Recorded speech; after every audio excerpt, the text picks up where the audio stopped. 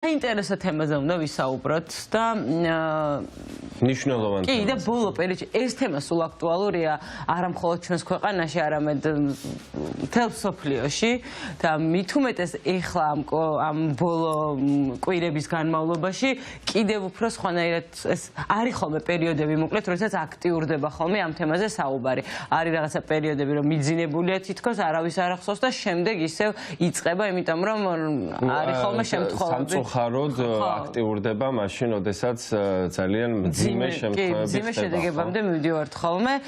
ჩვენ ვსაუბრობთ ეგრეთ წოდებულ, მოდი ესე ვიტყვი, ეგრეთ წოდებულ კლუბურ ნარკოტიკზე.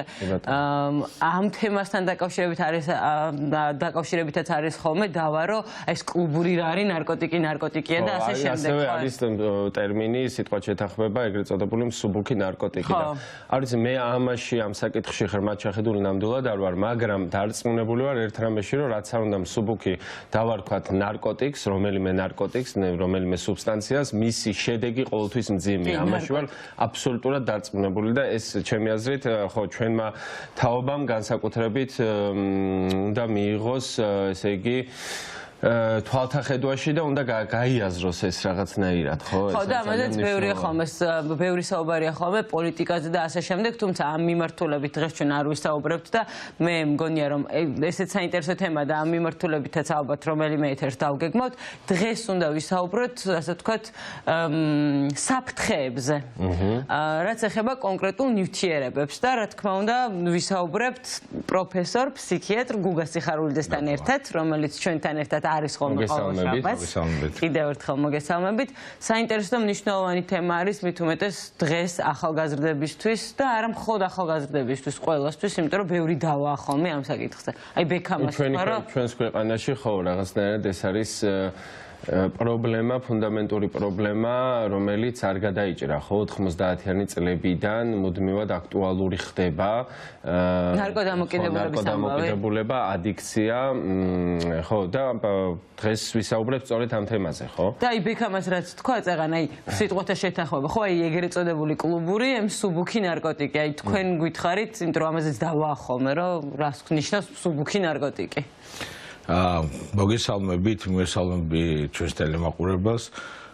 მინდა გითხრათ, რომ თემა ნამდვილად ძალიან აქტუალური და საინტერესოა, იმიტომ რომ ძალიან ხშირად მოსახლეობას აქვს ურთიერთ ძალიან რადიკალურად განსხვავებული პოზიციებიდან მიეწოდება ეს ინფორმაცია და ამ დროს ის რეალური ინფორმაცია, რაც არის შუაში უფრო ობიექტურია და უფრო ეხმარება ადამიანს, რომ პრობლემაა და ზოგადად საკითხი უფრო სიღრმისეულად და კარგად გაიაზროს, ეს რჩება ხოლმე, ასე ვთქვათ, ყურადღების და ცოდნის მიღება, რაც შესაბამისად მე თავის შედეგებს პოვებს.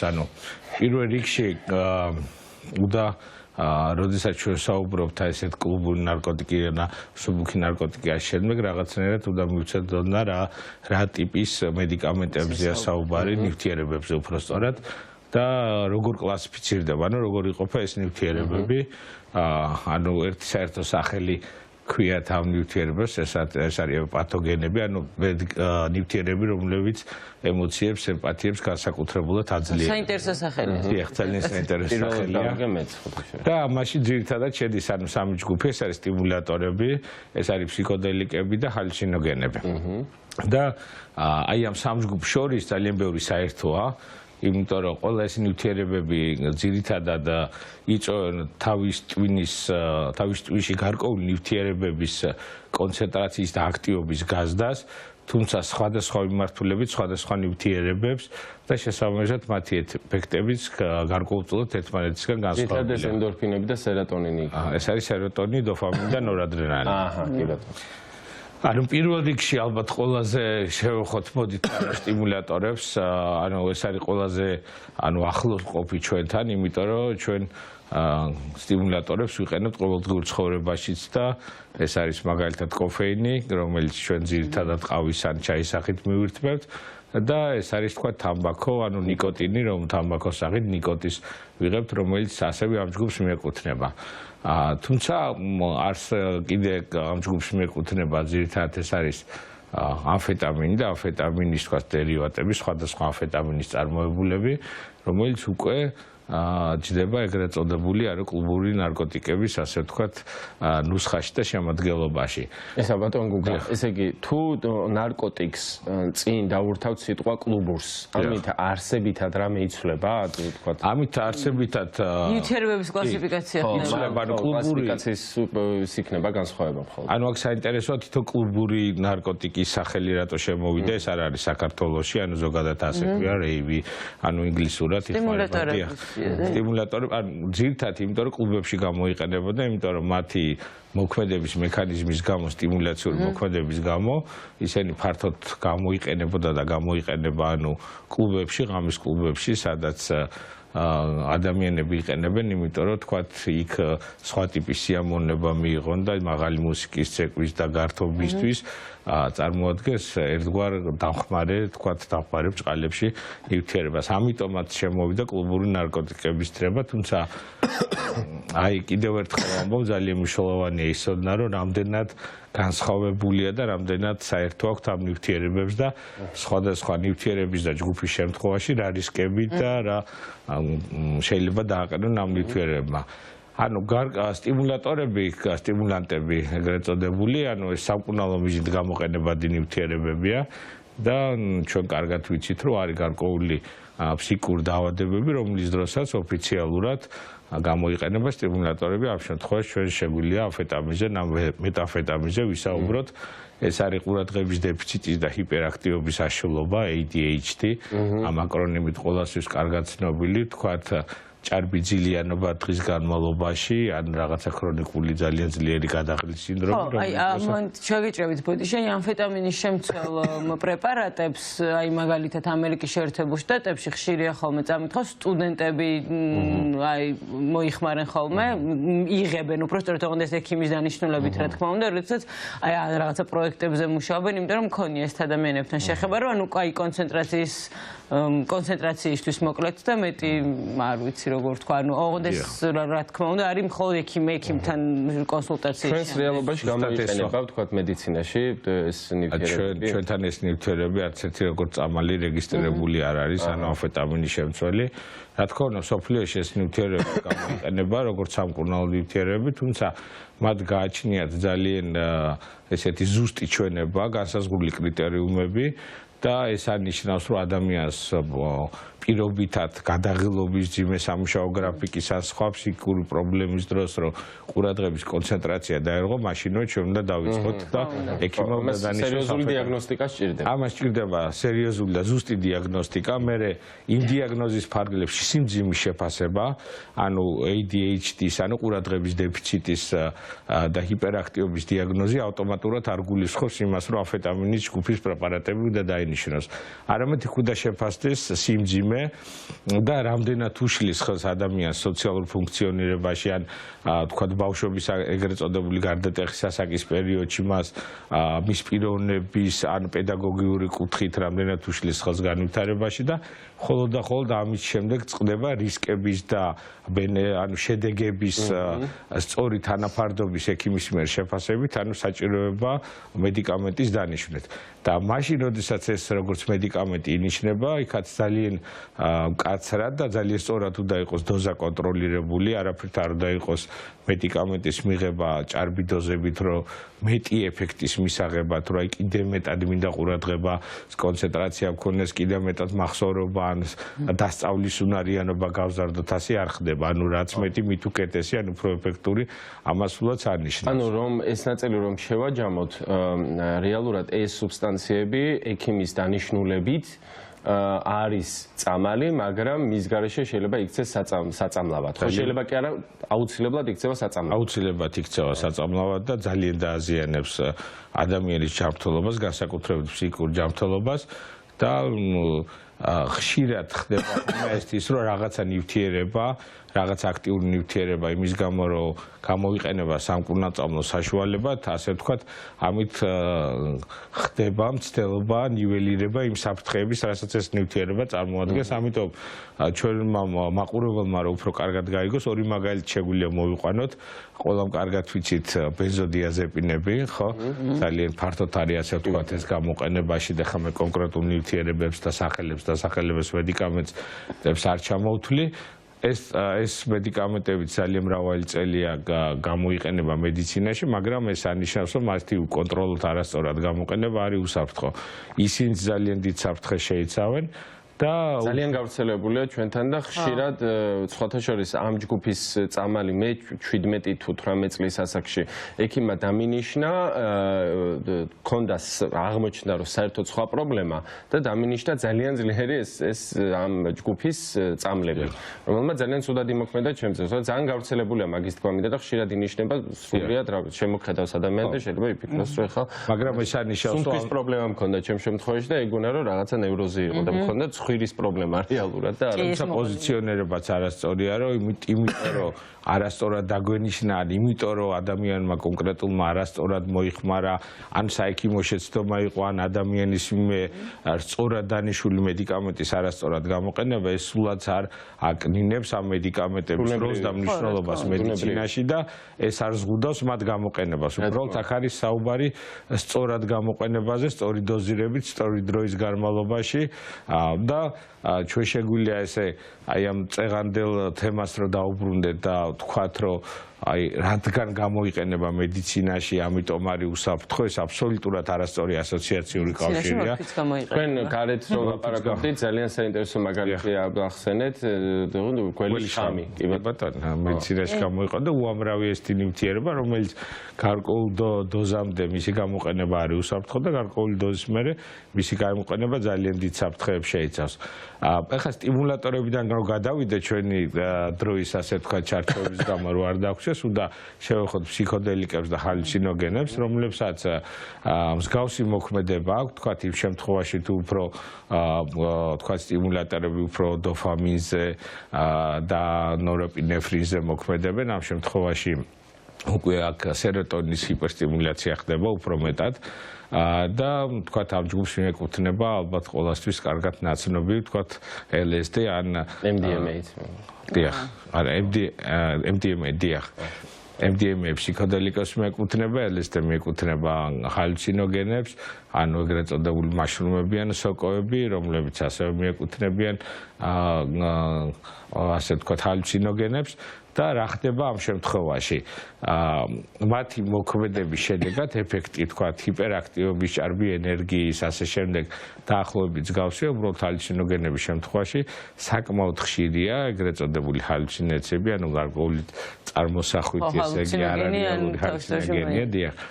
და ეს როგორც წესი ერთჯერადი მიღების დროს არის გარდამავალი, ასე ვთქვათ, წარმოიქმნება შეგრძნება გადადის, თუმცა შესაძლებელია რომ სხვადასხვა მიდრეკილების შემთხვევაში თუ ადამიანს აქვს გარკვეული მიდრეკილება, გარკვეული ფსიქიკური პრობლემისკენ გახდნენ ესენი ანუ მასტიმულირებელი ფაქტორები, რომ იმისათვის რომ დაავადება მანიფესტირდეს.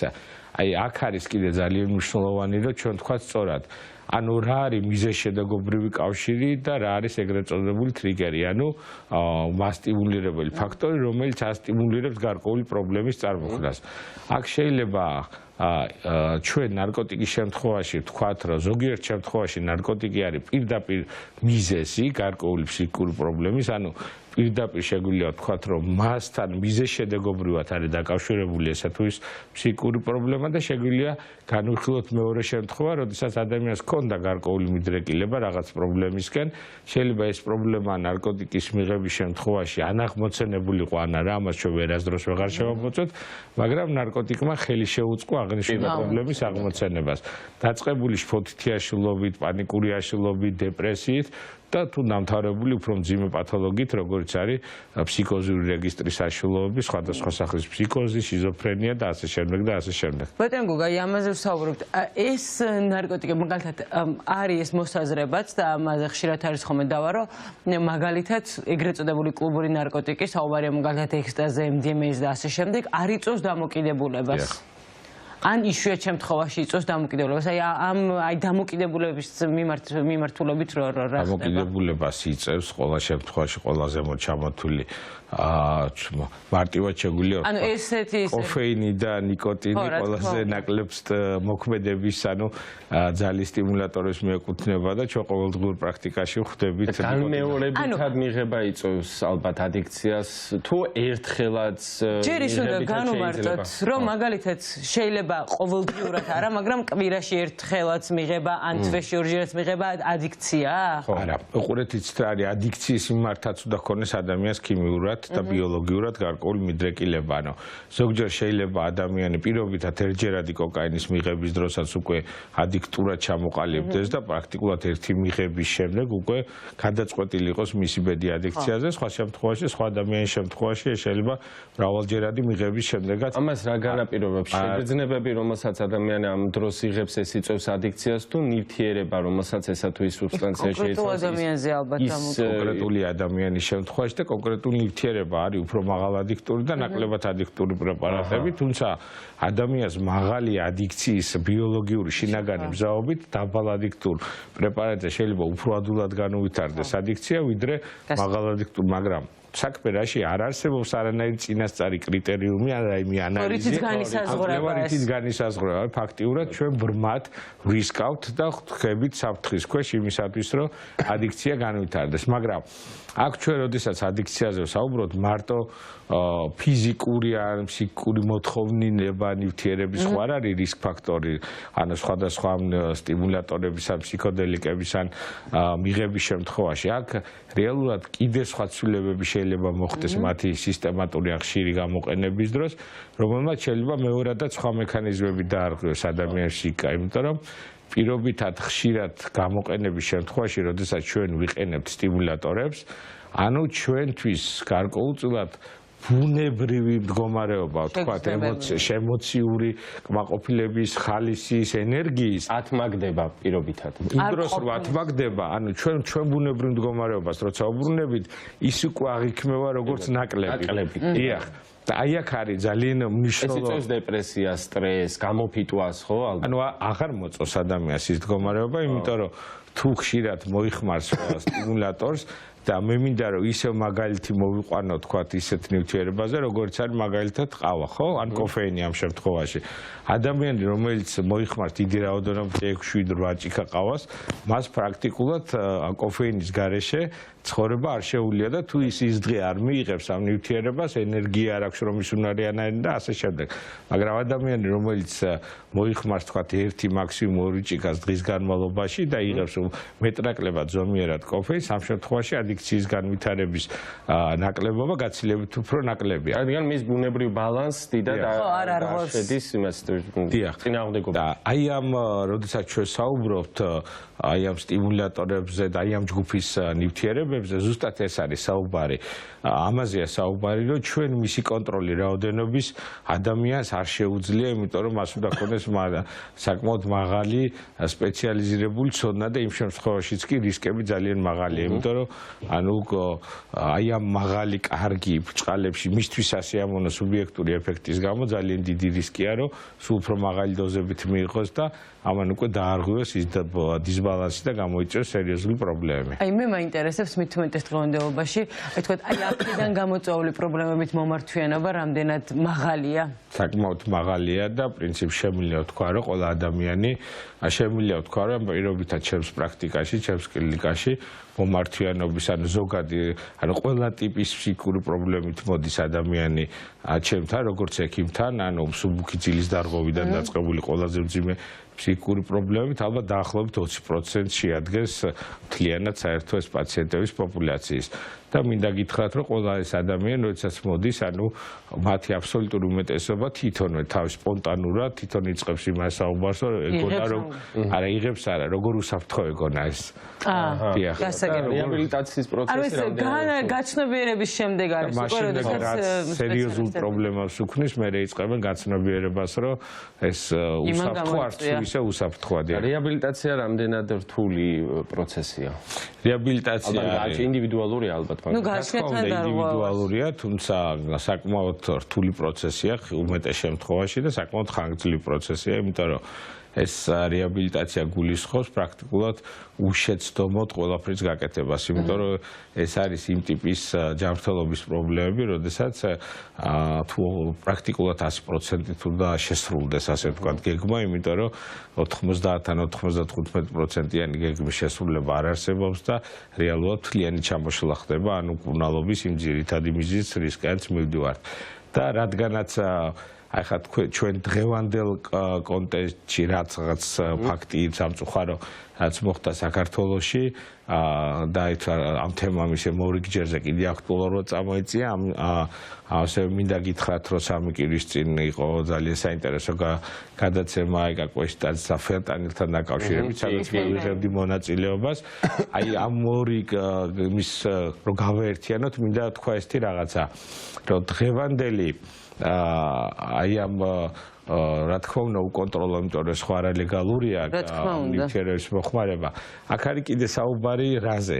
იმაზე რომ რეალურად შეიძლება ადამიანს ეგონოს რომ მოიხმარს რაღაც ნივთიერებას და გარეული იყოს რაღაც სხვა. უმეტეს შემთხვევაში არის გარეული, იმიტომ რომ ეს არის ძალიან მაღალშემოსავლიანი ბიზნესი, ზოგიერთი ნივთიერება, ნარკოტიკული ნივთიერება, სტიმულატორი, ან ამ შემდეგ არის მისი თვითღირებულება, ასე ვთქვათ, არის მაღალი, მეორე მსგავსი მოქმედების, ან ცოტა განსხვავებული მოქმედების თვითღირებულება არის 10-ჯერ ან 100-ჯერ და ზოგჯერ უფრო მეტად დაბალი, ამიტომ ძალიან ხშირად აი ამ არალეგალური ასე ვთქვათ ბაზარზე იმართავენ ხოლმე ამ ნივთიერებებს შეერად. პრაქტიკულად ჩვენ ადამიანები რომლებიც მოიხმარნენ უმეტეს შემთხვევაში მათ არ იციან მასის შემადგენლობა.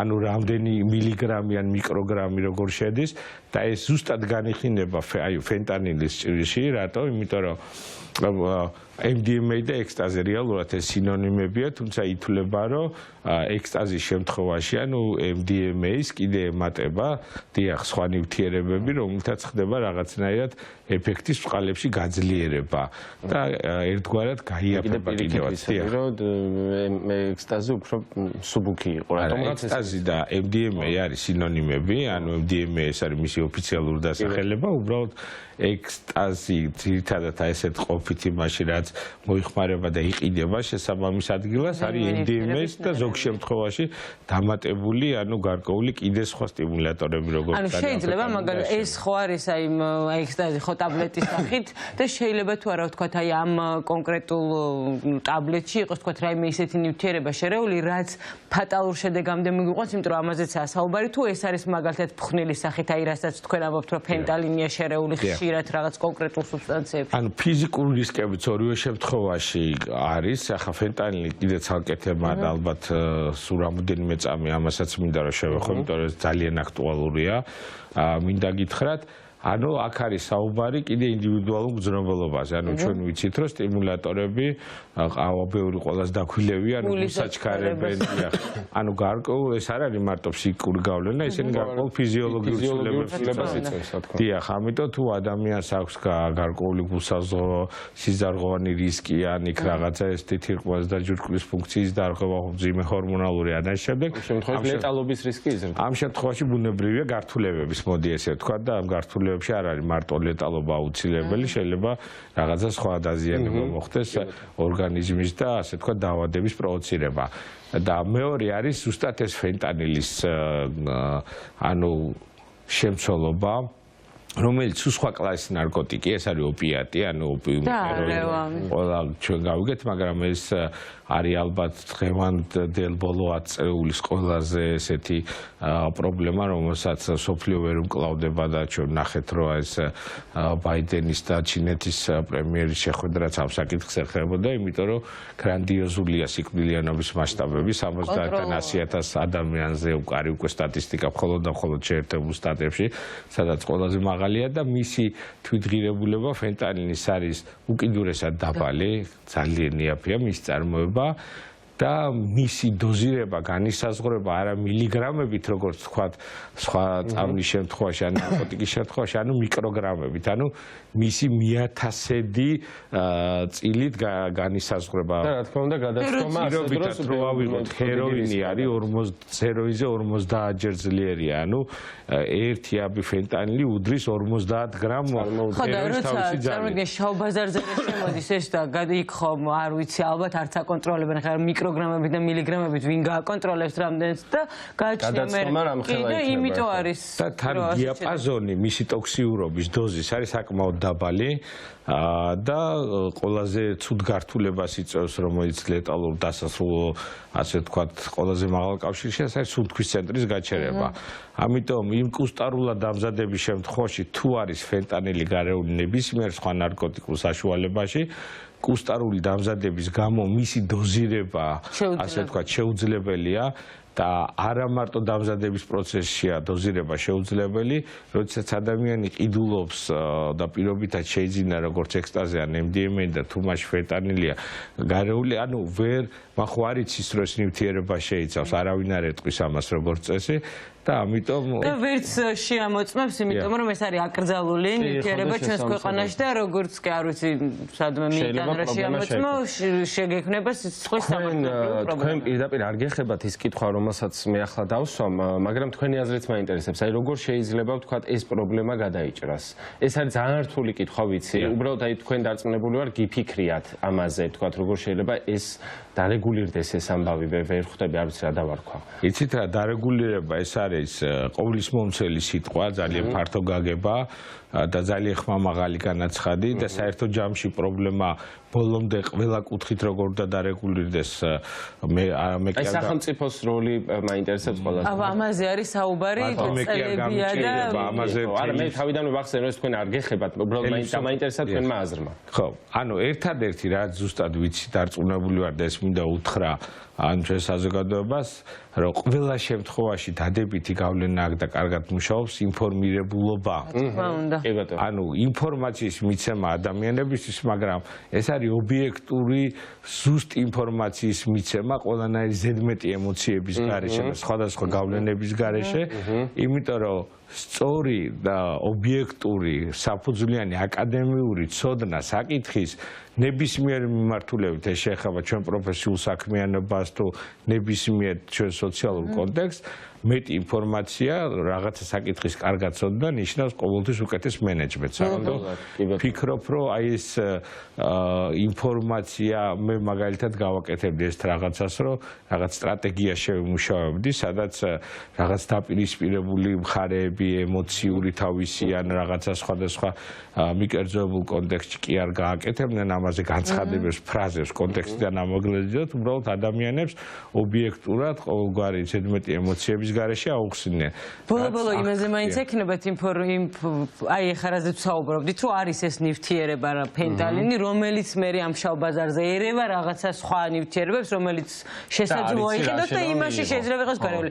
მინიმუმ ეს რომ იცოდეს ადამიანმა მიღების წინ მაინც დაფიქრდება, რომ რამე რო იყოს ახლა ამაში იქნებ, რა ვიცი და არ მივიღო. გონია რომ ერთ რაღაცას იღებდა რეალურად კი, ამაზე კამპანიები იყო ბოლო წლების განმავლობაში და ასე შემდეგ ეს ვიცით, მაგრამ ნუ ფაქტია რომ ეს პრობლემა ესე მარტივად უბრალოდ ინფორმირებულობითაც ვერ გვარდება. კიდე ხო ბატონ გუგლოვანი რაღაცა გარკვეული ორგანიზაციების ან ექიმთან სპეციალისტების ჯგუფების ან არასამთავრობო საკმაოდ სამწუხაროდ პრობლემის მასშტაბი იმდენად დიდია, რომ ასეთი ცალკეული კამპანიებით ან რაღაც მოკლე დროში რაღაცა არ არის საკმარისი იმისათვის, რომ ცნობადობა გაიზარდოს. ასევე ჩემთვის ასევე დასაფიქრებელია ერთი რამ, ხო? ნარკოტიკის მიღება ხო არ არის, თქვათ, რაღაცის შედეგი თან. უკვე შედეგი ხო არ არის და ხო არ უნდა ვებრძოლოთ მიზეზს. ეგ ხა ამაზეც მიფიქრია, ხო? ამას მიფიქრობ ერთხელ ჩვენ აი ჩვენი რუბრიკის ფარგლებში ჯობია რომ ცალკე გადაცემა მიუძღვრათ, იმიტომ რომ ეს არის კიდე უმნიშვნელოვანესი ეს თემა და ასე თქვა კონფლიქტი ეგას რო აი ძალიან საინტერესო საკითხი დააყენა, იმიტომ რომ დიახ, აქ არის კვერცხი და ქათამივით არის, ანუ რომელი პატია.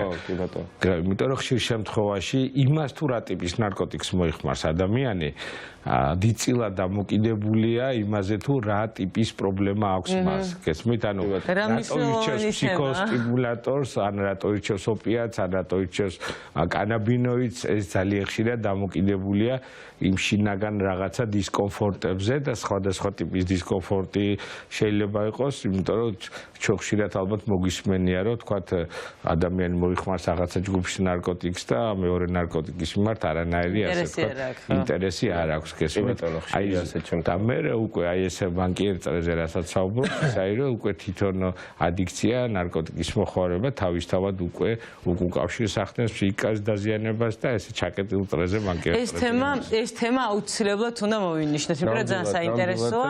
ძალიან დიდხანს ვილაპარაკებდი კიდევ ამ თემაზე, იმიტომ რომ ხო ფუნდამენტური პრობლემაა და თან ბატონ გუგა ისე ხსნის ამ ყველაფერს, რომ მე მგონი პირველი შემთხვევა, როდესაც რაღაცები გახდა გასაგები ჩვენთვის და ცხადი, ხო? კი, ვინც არ არის ინფორმირებული, ძალიან მნიშვნელოვანია ასეთი ინფორმაციის მიღება ეთერებიდან. ძალიან დიდი მადლობა ბატონ გუგა, ჩვენ შემდეგ შაბათს რა თქმა უნდა გელოდებით.